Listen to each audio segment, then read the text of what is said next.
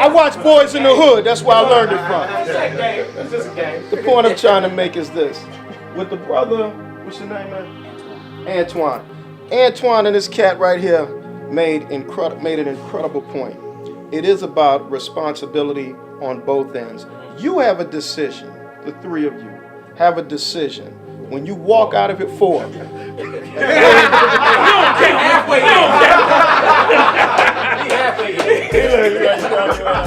I love you, Doc, but you look older than me. Boy, I got age on his side. The four of you have a decision to make, and that decision is who and what you choose to emulate.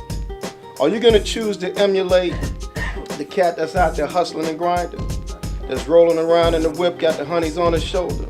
Or are you going to choose to emulate the old cats who was in the game but made a decision to exit the game? Cats like Jeff, cats like Ty, cats like Dave, who are, let me finish, who are pouring back into the community, whether you choose to recognize it or not. What this brother here has put together and True have put together here is an opportunity for you to recognize someone who once was a hustler and a grinder and a killer that made the decision, I can be bigger than this, I can do more than this, and I can effectively change my community. So you have to make a decision today. But no, ain't no buts. No, because you know what?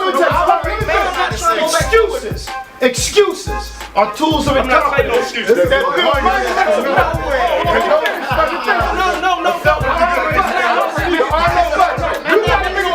Let me just say it one more time. Let him finish. Hold up.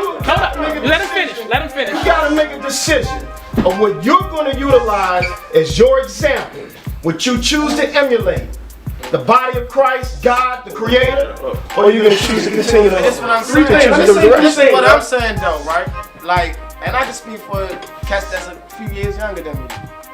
You guys, the older generation, they learned by the leading of example, by seeing their grandfathers and their fathers and things like that. It's so much that we have to learn in the outside world that we're not being taught. So that's what he's saying, in a sense. That's why y'all have to get out here and teach us. There's certain things that we're absent minded to that we don't even think about. This is what I'm saying. Let me say three things. You know what I'm saying? I ain't had no. Like I know. My dad was. Hey guys, hold up. Hey, look. Hey guys, I want to say this. My father was in-house, and I still didn't learn all the things that I knew he could have taught me. All right, I'm gonna let you say your three things, but I want to say that. Wait a minute. Let me say this. I want to get to some point of summary and some real key takeaways. That's the whole purpose we're here, because we got 10 minutes left. So I want to make sure that we all have the opportunity to bring this home. So I want to start exercising a little more discipline in how we conduct this dialogue, so we can bring it home properly. All right, make it three. One thing, just to go a little bit deep into it, I don't read books on the brain. This is how the brain works, and I say that to say, you know, when you say something to how you say something to you, then you walk down the street, and it gets in there. The brain works like this. Once you tell the brain something, it gets in there. It's like hearing a song, singing a song that you don't like. If it's everywhere you go, you're going to take it in. I say that to say is, if it's only two dudes coming around to you trying to get you to do right, and you see 20 drug dealers, right?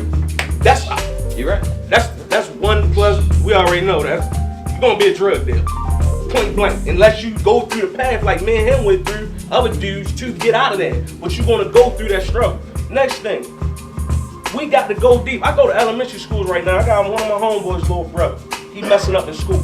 When I tell you I go to the schools, and it's crazy. They don't even know how to be parents now. They don't even know how to be the parents. People on the internet, all the social media, kids ain't even in bed. My mother made me go in a room when it was 8 o'clock. TV was out. This is not going on right now.